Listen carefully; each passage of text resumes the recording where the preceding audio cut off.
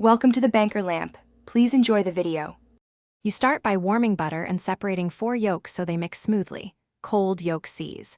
Place yolks, 1 tablespoon lemon juice, and 1/2 tsp salt into a heatproof bowl.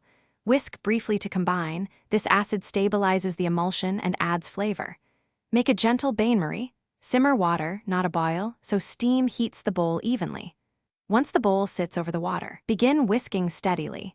This controlled heat prevents curdling while you build the sauce. Once the yolks have thickened slightly over the bain-marie, you intensify the emulsion by adding warm butter very slowly. This is the critical middle step.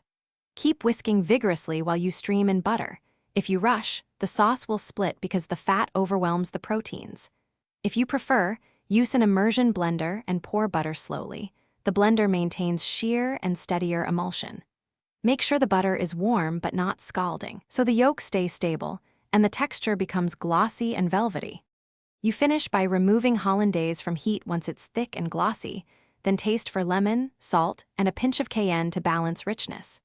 Keep it warm gently. High heat will break the emulsion. If it cools and firms, hold it over very low water or transfer to a thermos. If it splits, don't panic.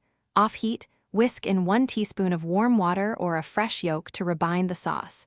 This reintroduces emulsifying proteins and brings it back together quickly. Thanks for watching. If this was helpful, leave a like and consider subscribing. See you next time.